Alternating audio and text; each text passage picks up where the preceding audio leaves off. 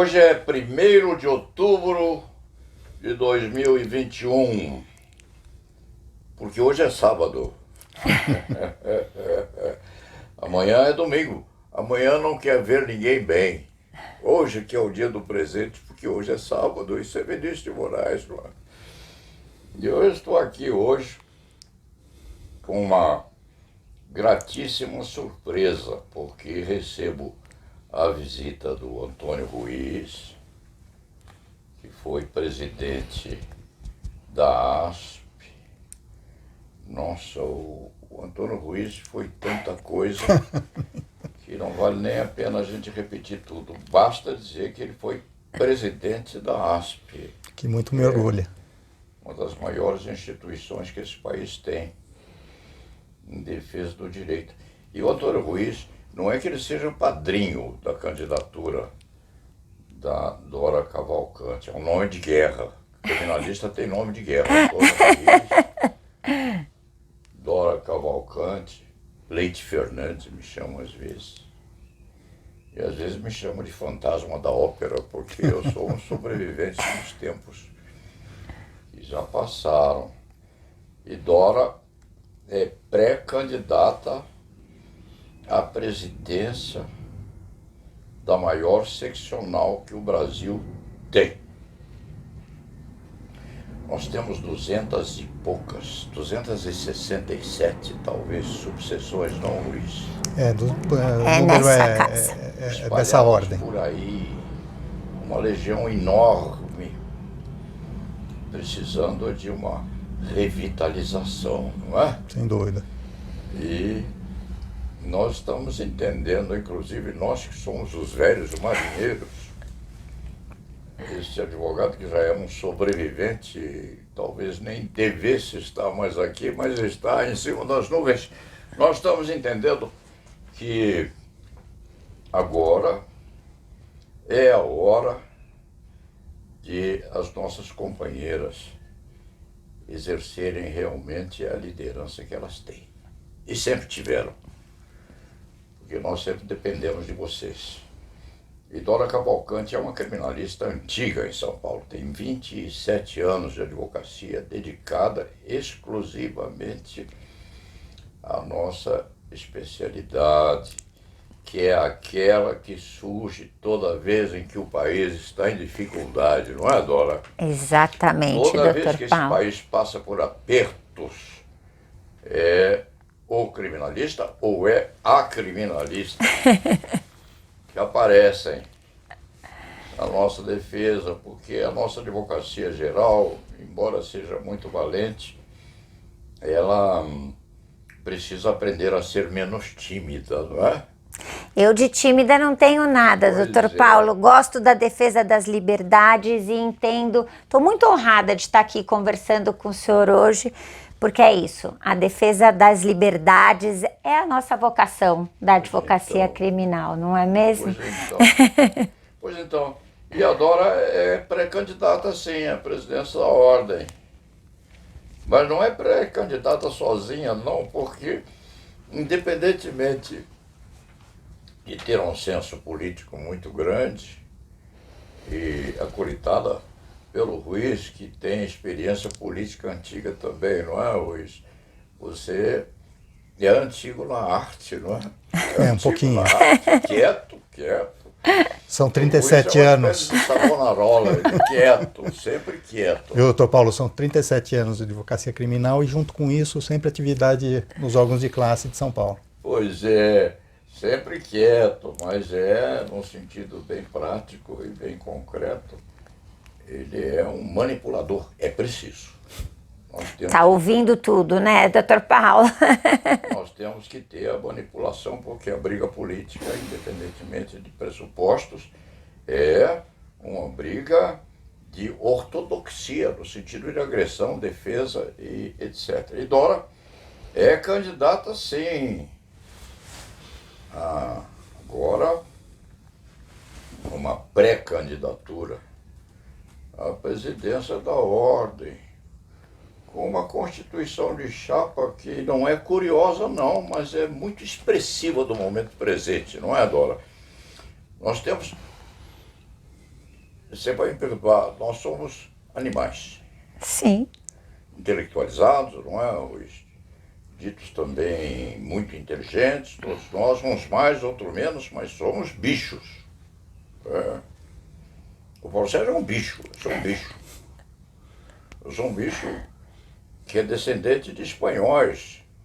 Os meus avô-engos eram espanhóis lá na Catalunha. Nossa Senhora, é muito difícil a gente cuidar dessa agressividade que o espanhol tem, né? O galego tem. Mas nós somos bichos, sim. E às vezes nós disputamos com bichos inteligentes, não é? Preciso.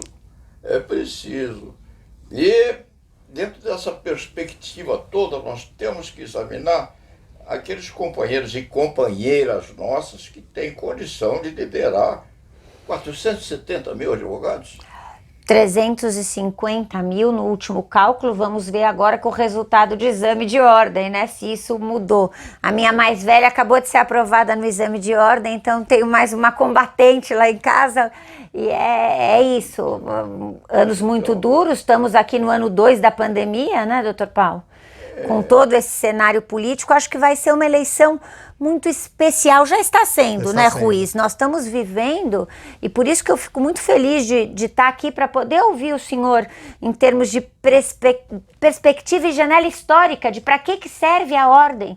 Porque a gente às vezes sai por aí conversando, e o que nós mais temos feito é justamente conversar, e às vezes percebemos que as pessoas enxergam a ordem um pouco distante, um pouco esquecida do cenário nacional, das questões fundamentais, do cuidado que a gente tem que ter com a democracia, da voz nos tribunais, que eu sei, porque já vi o senhor falando em muito mais de uma ocasião, e esse espaço simbólico que é da Ordem dos Advogados não pode deixar de ser de quem gosta da tribuna, de quem gosta, né, do diálogo, do foro, do respeito, dessa relação horizontal. Então nós estamos muito motivados, mas muito motivados mesmo a seguir cuidando dessa advocacia que está aí hoje. Eu sei que o senhor, acho que ninguém tem a envergadura para falar o que é a prerrogativa profissional, por que nós precisamos das prerrogativas. Estou me lembrando de um dia que eu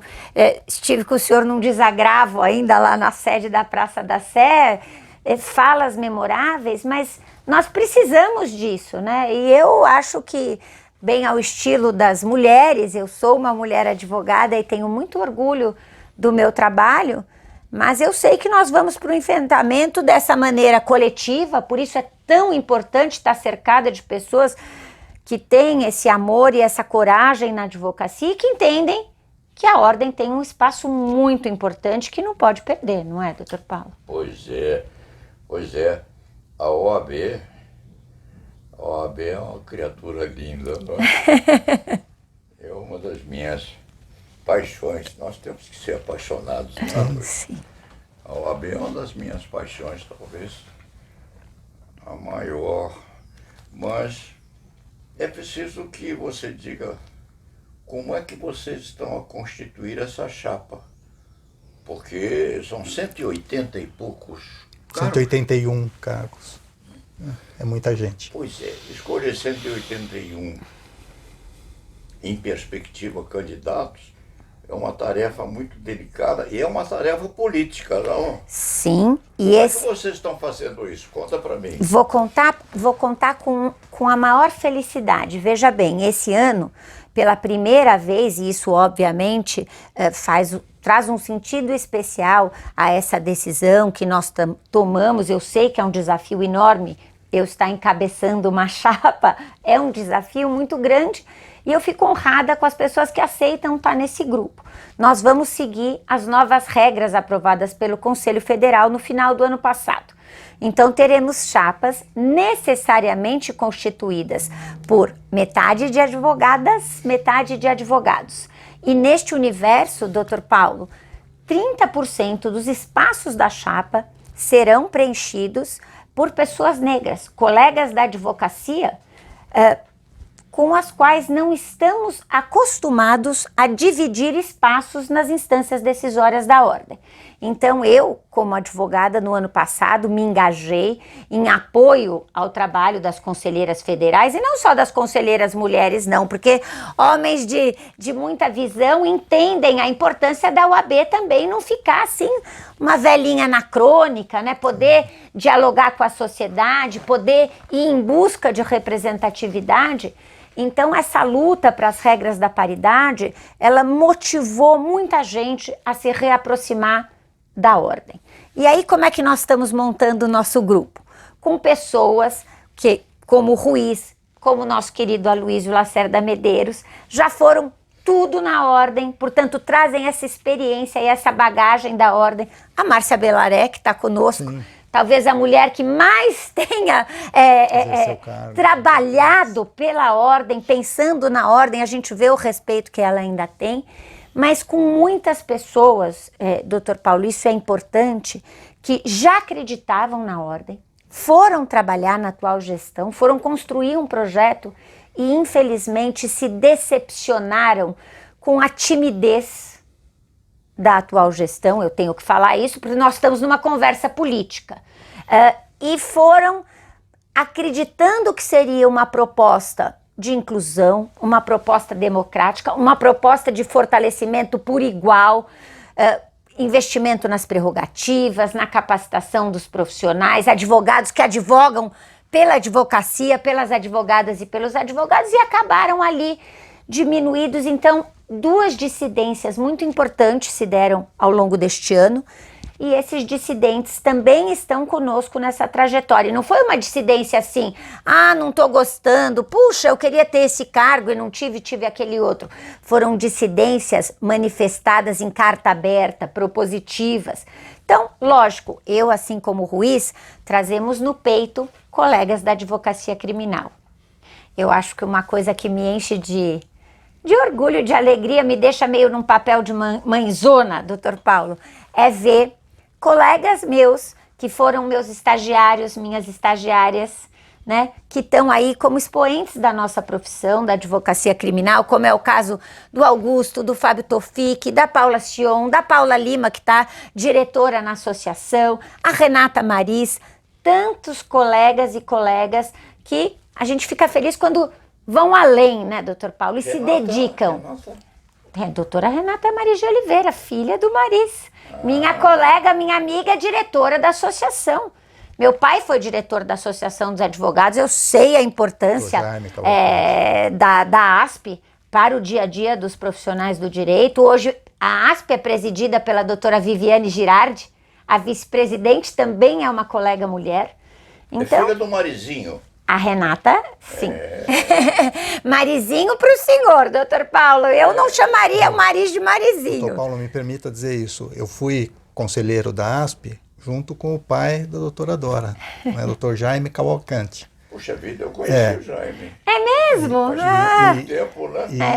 E outra coisa muito relevante que nós chamamos a atenção aqui é o fato de que hoje a ASP está sendo presidida, e muito bem presidida, aliás, por uma mulher, que é a doutora Viviane Girardi. Está fazendo um trabalho maravilhoso, né, Ruiz? Está elevando ainda mais o nome da nossa ASP, que é tão querida e tão admirada pela classe. Pois então, sabe que eu tenho uma certa dose de curiosidade, não, uma grande dose de curiosidade respeitante aquilo que constitui o que nós chamamos de humanidade, não é? Nós somos brancos, negros, índios, cafuzos, nós somos árabes, nós somos, enfim, membros de uma geração enorme de pessoas, misturadas todas, num sentido de pluralidade, e nós ficamos, às vezes, absortos em saber quem é superior a quem nesse meio todo, não é? Quem deve liderar? Os brancos devem liderar, os negros devem liderar, os índios devem liderar, os cafuzos devem liderar, os árabes devem liderar. Quem é que deve liderar ou liderar a humanidade? E dentro dessa preocupação, eu transfiro essa indagação a vocês. Quem é superior a quem? Como é que vocês construíram essa chapa dentro dessa perspectiva toda? Sempre uma pergunta instigante. Acho que isso, eu gosto de ser provocada e acho que é a provocação que nos move, né? A gente tem que estar olhando para si mesmo, para o outro, pensando. E eu vou dizer, doutor Paulo, que embora o senhor já tenha notado que eu sou assim um pouquinho mais metida do que o doutor Ruiz, fui talhada desse jeito, aprendi na escola do Márcio Tomás Bastos, como eu estava contando para o senhor, mas eu acho que o sentido dessa construção, do nosso projeto para a Ordem, eu dizia isso hoje de manhã ainda, doutor Paulo, ele não foi duplicado, ele foi multiplicado infinitas vezes depois que nós passamos a ter uma construção com o grupo que se denominou Movimento Elo, que tem como uma das suas expoentes a nossa pré-candidata a vice-presidente, que é a doutora Lázara Carvalho. A Zara, e nós estamos adotando Dora e Zara como a marca desse nosso projeto, a Zara tem uma vivência não só de mulher negra, de advogada negra, mas de um retrato da advocacia popular, da advocacia que não tem um escritório, que não tem uma biblioteca, que eventualmente não frequentou os bancos das faculdades tidas como várias estrelinhas e ainda assim tem, ou talvez inclusive por isso, uma compreensão e uma perspectiva da relevância da função dos advogados, e aí como eu tenho 50 anos, eu ainda tenho dificuldade de advogadas e advogados, porque eu uso o plural advogados como pertencendo a todos nós, né?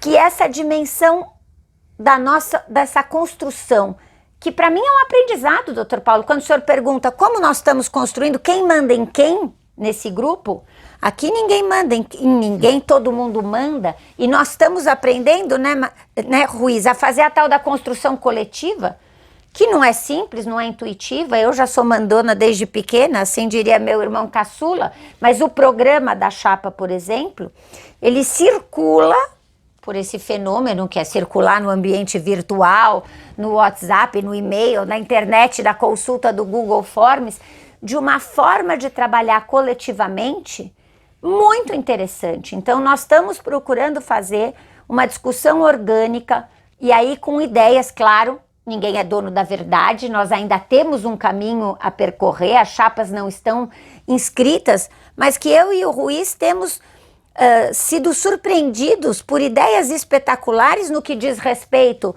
aos problemas crônicos que a Ordem enfrenta, né, doutor Paulo? Por exemplo, aí bem do nosso riscado e da minha trajetória no IDDD, ou mesmo nesse projeto que eu estava contando para o senhor, que se debruça sobre a problemática do erro judiciário. Convênio com a Defensoria, que quando eu me formei lá atrás, a gente chamava o Convênio da Assistência Judiciária. Um número expressivo de colegas que atuam recebendo pelo convênio numa tabela de honorários que a gente sabe que é um caso crítico, é uma tabela pequena, que ganham só no trânsito em julgado, que enfrentam dificuldades, que muitas vezes tem que superar aquela adversidade. Na nossa área é fácil compreender, né? Passa, em primeiro lugar, de visitar um preso, de buscar um documento junto à família para tentar estabelecer um álibi, ou mesmo nas relações familiares, porque o convênio funciona para a área de família também. E a Ordem vai tocando isso, discutindo ali reajuste de tabela. Quantas vezes o senhor, na sua vivência de OAB, ouviu falar precisa reajustar a tabela? Que bom, precisa sempre reajustar a tabela. Mas o que nós estamos discutindo é para quebrar o paradigma, é para ser revolucionário em termos de um convênio que pressuponha que os nossos colegas que atendem pelo convênio têm que ter acesso às melhores ferramentas de trabalho. Se hoje a relação é com a defensoria e a horizontalidade tem que ser a marca da advocacia em todas as instâncias, nós estamos discutindo que o advogado do convênio ele tem que ser remunerado de alguma forma ao assumir a causa, para que ele possa começar a fazer um trabalho, que ele tenha acesso às melhores ferramentas, porque hoje em dia a advocacia mudou de característica, então nós podemos fazer uma redação artesanal de uma petição, assim como podemos preparar uma sustentação oral, pensando na melhor escolha das palavras que traduzem o nosso sentimento. Mas a advocacia hoje trabalha com bancos informatizados de jurisprudência, a defensoria tem esses meios, coloca à disposição do seu time programas de capacitação gratuitos que tem que ter à disposição, tem que estar necessariamente à disposição dos colegas que atendem o convênio, porque, Ruiz, doutor Paulo, eu conversei com muita gente, eu, a Zara, a Poliana, a Luísa, o Bruno, o Presendo, um timaço que saiu pelo interior do estado conversando, e eu tenho vontade de chorar de ver um advogado que atende pelo convênio e faz júri pelo convênio, doutor Paulo, e diz assim para mim, mas sabe o que é, Dora? A gente sabe que não está entregando o trabalho que a gente deveria entregar, porque não dá. É muito difícil na nossa situação. Às vezes eu levo de 6 a 8 meses para receber por um processo que eu já fiz absolutamente tudo, na época em que estamos 100% informatizados. Então, eu parto da perspectiva, e sei que é uma posição muito... Talvez a característica maior que une esse grupo, que é da não acomodação. Advogado criminalista não costuma estar muito acomodado nessa vida. Então, a indignação tem que estar presente. E a indignação faz com que a gente pense o papel do advogado para dentro das questões da OAB. Eu estava dando um exemplo que é para dentro, mas que é para fora, porque é a função social do advogado, é o nosso munus público, é a entrega da prestação jurisdicional de melhor qualidade. Então, acho que assim, dei um exemplinho para o senhor, podemos falar de tantos outros, eu já estou falando um monte, mas acho que essa marca da indignação, da dignidade, do respeito e da força da advocacia tem que estar presente em cada etapa da construção de um projeto que se pretende mais igualitário, mais humano, mais sensível às agruras da população, porque o advogado criminal, ele dá colo também, né? Ele dá acolhida, ele protege, ele ampara, porque viver é difícil, né, doutor Paulo? O criminalista é um verbalizador, não é? Até quando ele fica quieto. Tá dizendo muito.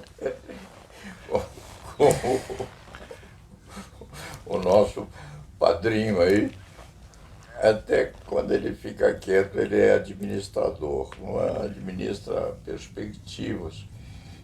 Eu tenho uma curiosidade muito grande sobre repensar aquilo que o nosso atual presidente, respeitado, Caio, gosto dele como pessoa. Eu também, muito gentil, muito educado. Muito agradável no trato. Sim, ótimo papo. Ele, no sentido bem másculo, me acariciou bastante durante esse tempo todo, porque eu sou o mais velho. Né? Merece todo esse respeito, Eu tá sou certo? Mais sobrevivente que eu sou o Thales Castelo Branco, não, que é o decano, o Thales com aquela vozinha dele. Não, Paulo Sérgio, o decano sou eu, ele é 3 meses mais velho que eu. Não, eu lhe dou o decanato na rabeira, mas a velhice é posto, não é?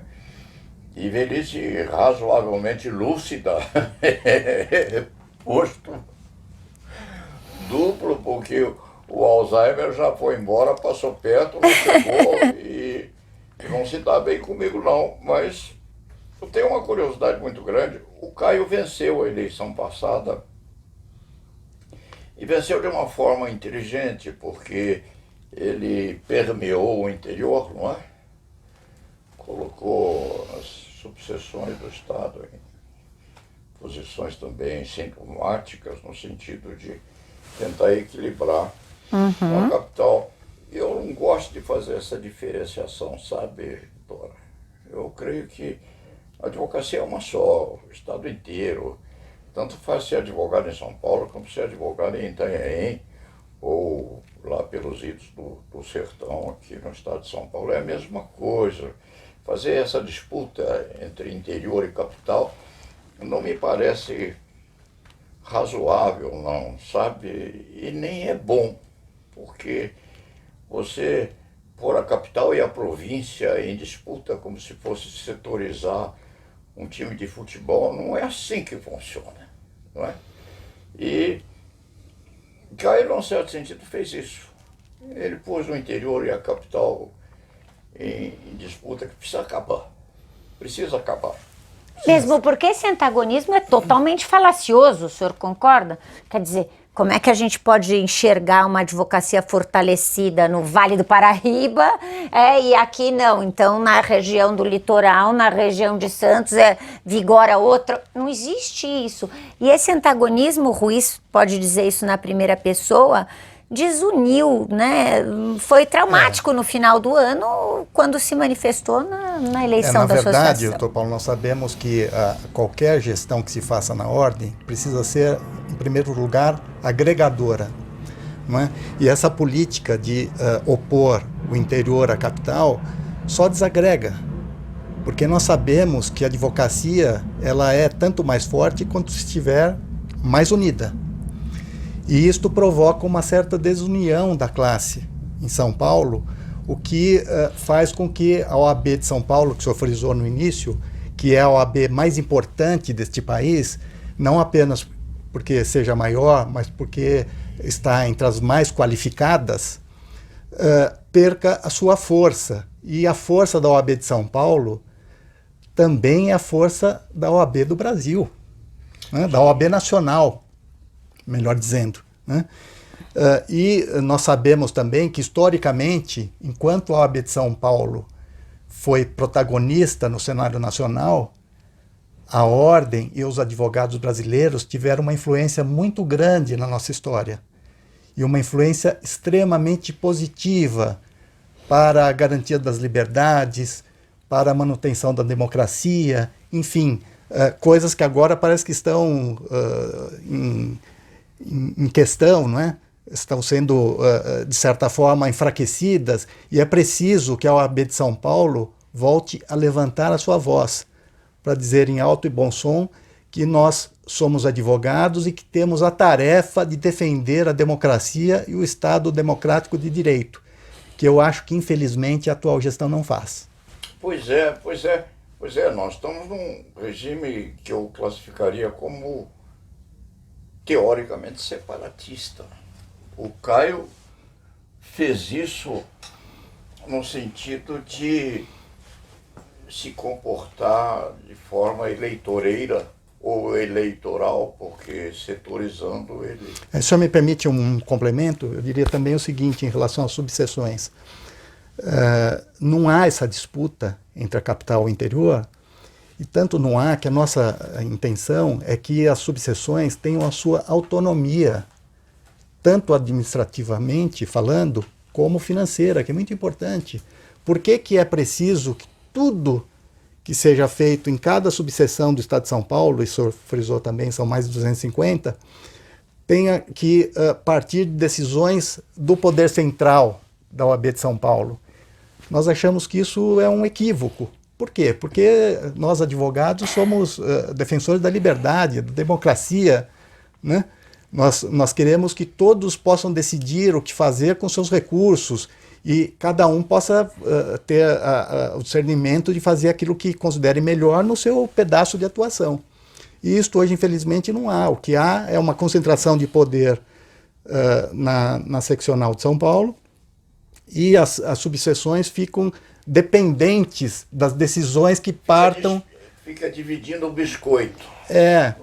Coisas mínimas, né, que poderiam ser tranquilamente decididas em cada local, em cada subseção, tem que passar pela seccional para serem resolvidas, o que não faz hoje em dia ainda mais o menor sentido. Você falando muito bem como pré-candidato a esse cargo fundamental que é a Secretaria-Geral da Ordem, onde estará ladeado por uma diretoria pensada justamente para que essa ponte com as subseções, nesse nosso modelo ampliado de diretoria, possa ter um acesso direto, um canal direto e uma voz própria. Mas eu queria trazer um outro tema, doutor Paulo, se me permite, e não preciso nem contar para o senhor, que eu já estou vendo que o senhor já sabe tudo mesmo, eu vou ter muita dificuldade de trazer uma novidade aqui, mas uma questão central, e aí eu digo, claro, nós estamos num papel de pré-candidatura de oposição, mas quando a gente pensa oposição, nós estamos falando de visões ou de projetos, mas eu parto do princípio que é de pessoas que querem o bem da OAB, querem o bem da advocacia. Então é diferente de um outro tipo de eleição. Eu me vejo agora no antes e no depois como advogada, que é a essência do meu ser, eu não vou mudar isso. Então é uma eleição de colegas, né? Tem essa diferença, isso é muito importante. Mas colegas que, como eu e o Rui, estamos hoje no papel de uma oposição fundamentada a gestão que aí está, brigamos, e aí realmente assim, discursivamente, em todos os meios possíveis, para que São Paulo, até estamos usando a linguagem das redes, doutor Paulo, que São Paulo não fique off, que a OAB esteja on. Em que sentido? O Conselho Federal, no ano passado, quando aprovou essa nova composição, esse novo desenho para as chapas, aprovou também a possibilidade de realizarmos as eleições pelo voto online. Ou seja, que o senhor pudesse votar ali do seu computador, né? Que os colegas, podia até ser um modelo híbrido. Então, quem quiser vota presencialmente, quem quiser vota de casa, como é feito hoje por quase todas as grandes entidades, que notoriamente é mais barato, que sabidamente é auditável, que já foi testado, inclusive no sistema OAB, com eleições de quinto constitucional. E essa regra permitiu, hoje o novo texto do regimento já está alterado para permitir a eleição online. Só que, para mim, a grande decepção nossa, de nós todos, por quê? Porque nós temos uma abstenção na casa dos 50%. Ou seja, quando o senhor fala do discurso interior versus capital, que para mim é completamente descabido e precisa ser superado, e já está sendo superado, porque não faz sentido. A OAB não pode querer uma eleição com baixa representatividade, que os colegas não votem. E quando São Paulo, ainda agora, recentemente, teve a oportunidade de participar da sessão do Conselho Federal, em que bastava levantar a mão, a bancada dos nossos conselheiros precisavam levantar a mão e dizer: eu quero já para a eleição de novembro de 2021, esse modelo, sem comentarmos da pandemia, doutor Paulo, essa grande incógnita que é a pandemia, que a gente torce todos os dias para que esteja indo embora, mas que a gente não pode afirmar. São Paulo não quis. Portanto, nós, advogados paulistas, vamos ter que lutar, pedir, convidar. Ficamos de fora de mais essa. Ficamos de fora de mais essa. O Distrito Federal está on. Paraná, Santa Catarina, Rio Grande do Sul, Maranhão, que levantou a mão e pediu para fazer, poderá fazer. E São Paulo, em estado, de todas as formas, disse não. E sabe com que argumento que nós ouvimos? Que eu acho um argumento terrível. Ah, mas no interior a eleição ainda é de curral. O colega do interior, ele é obrigado a votar pelos chefes. Isso é um desrespeito aos colegas. Bom, desrespeito às mulheres já é uma coisa, infelizmente, muitas vezes trivial. Dizer que uma advogada ou que um advogado que peticiona com seu certificado digital, que recebe uma outorga de poderes do cliente para representá-lo, não vai ser dono do próprio voto, é um argumento revoltante, para dizer o mínimo. Eu acho um desrespeito aos colegas. A nossa eleição há de ser como? Como sempre foi, para diminuir a representatividade. Isso é importante. Presencial. Doutor Paulo, um detalhe super importante é o seguinte: já de algum tempo, as gestões da ordem também não têm a representatividade que já tiveram no passado, porque a abstenção é muito grande. Então, quem quer que seja eleito nesse sistema atual acaba não tendo a representatividade necessária para falar pela classe. Por quê? Porque ela foi eleita com voto minoritário dos colegas inscritos em cada seccional. Não é? E São Paulo podendo resolver esse problema, porque é evidente que, sendo o voto online, haveria uma participação maior. Claro, dos eleitores muito maior. infinitamente maior, né? Pela facilidade que isso geraria para cada um, né? Que nós somos todos advogados, temos prazos, temos escritório para administrar, enfim, quando era possível que essa questão fosse bastante minimizada, São Paulo, acho que receando que isto pudesse alterar o quadro eleitoral, simplesmente não quis aderir quando era necessário que aderisse.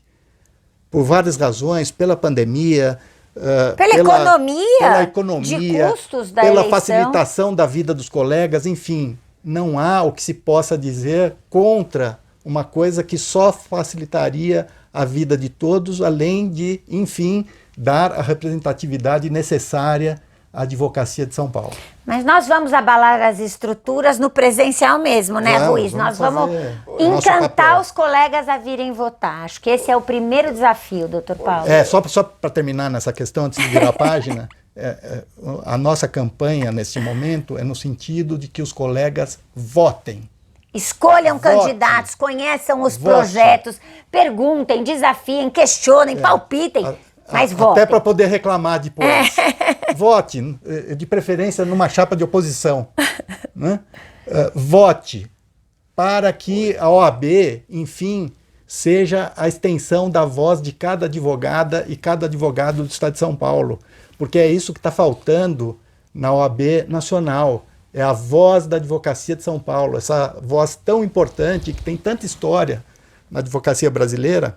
É preciso levantar essa voz, especialmente nesse momento em que a sociedade civil precisa tanto da nossa participação, da nossa efetiva defesa daquilo que realmente interessa à sociedade. Pois é, eu gostaria que essa eleição fosse linda. Vai ser. Fosse histórica. Bem disputada. 2, 3, 4, 5 candidatos e candidatas, pouco importa, mas que o nosso pessoal se revitalizasse, não é? Porque nós temos homens e mulheres valorosíssimos. Sem dúvida. Para contribuir. Eu não quero falar em política aqui, não quero ter essa manifestação com opções de natureza política nacional. Não quero misturar as coisas. Claro. Não quero misturar as coisas, porque o criminalista, ele defende quem dele precisar e dentro das opções que apresentar. Nós somos profissionais. Lógico. Nós temos as nossas vocações íntimas, mas essas vocações íntimas nós guardamos porque o cliente que precisa de nós precisa para a defesa das expectativas que ele tem de liberdade. Então, não gosto de misturar as coisas, mas há determinadas perspectivas em que nós vamos ter que nos intrometer, não é, Dora? No momento certo, no momento adequado, quando surgir a hora, quando a advocacia sentir que a presença dela vai ser imprescindível para decidir o destino da nossa pátria, nós vamos saber qual é o momento certo de nós nos introduzirmos nisso. E eu convidei a Dora para vir aqui. Eu sei que vocês estão com uma necessidade de tempo que é fundamental nesse tipo de expectativa que vocês têm.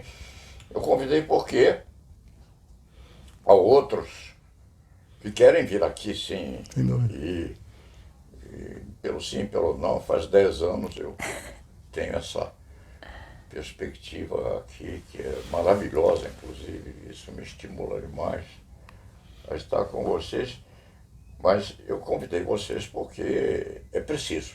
Você é uma candidata valorosa, respeitadíssima, viu?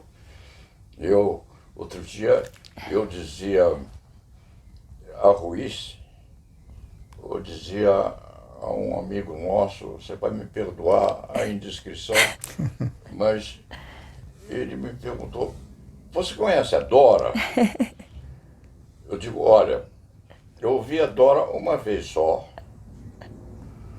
numa audiência que nós fizemos, porque para nós encerrarmos, porque vocês não têm tempo, eu tenho, mas vocês têm, eu quero encerrar com essa conversa aqui.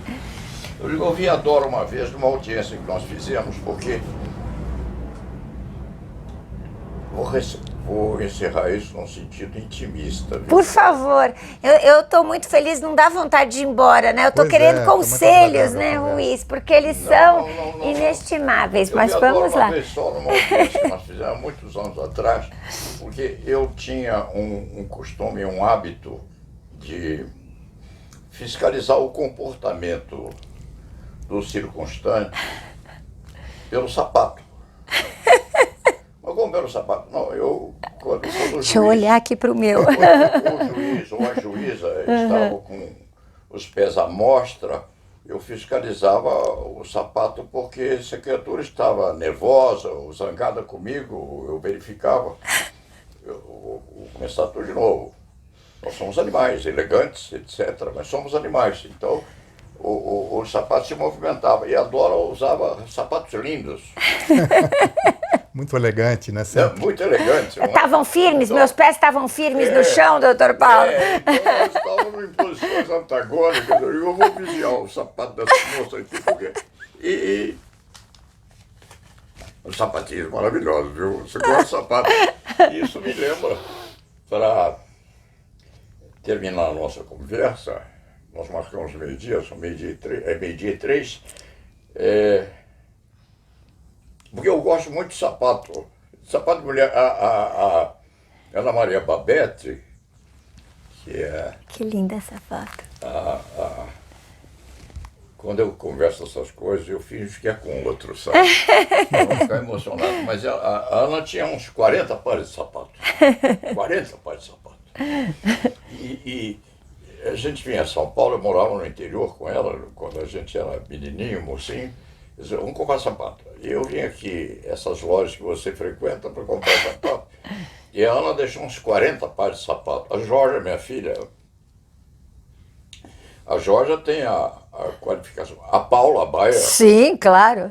A Paula Baia, minha filha, é procuradora regional do Tribunal Regional Eleitoral, o maior tribunal do país.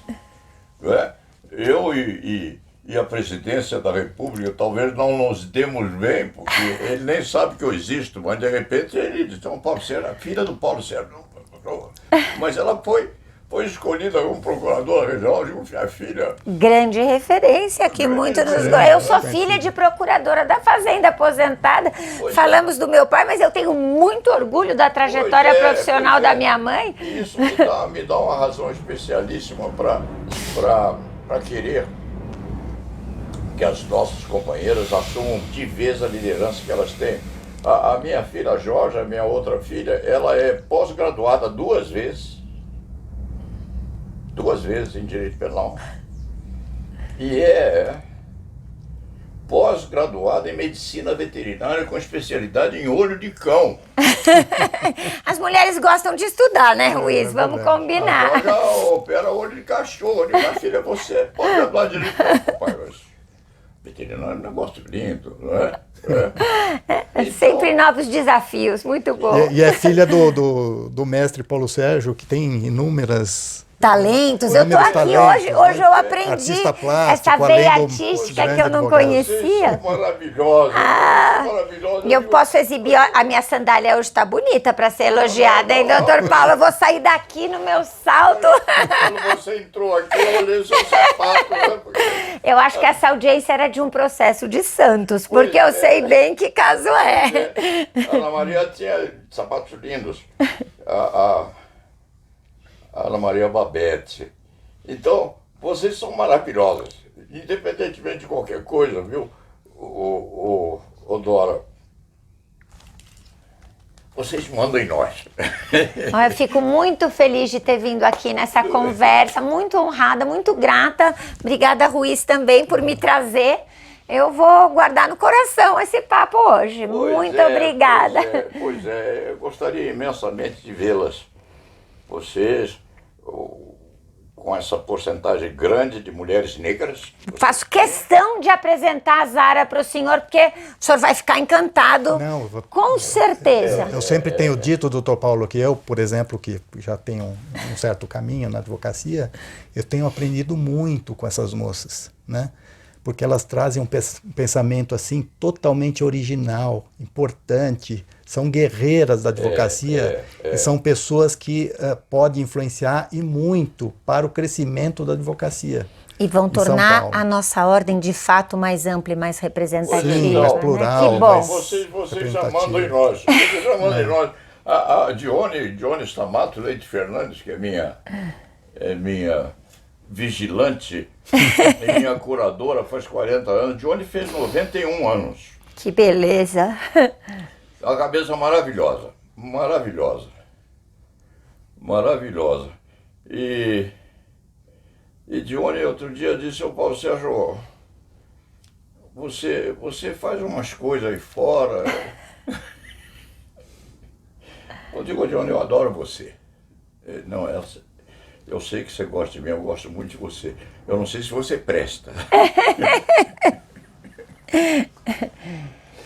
Mas vocês são maravilhosos, viu? Nós gostaríamos imensamente, viu, Dora, que você dirigisse a nossa corporação. Eu fico muito honrada. Tá bom? Que bom que a nossa é a profissão da tolerância, né, Ruiz? Vamos lá, vai ser uma muito beleza obrigada. isso aí, é uma beleza. Vocês sabem levar a vida, sabem mandar em nós, sabem, mandam bem.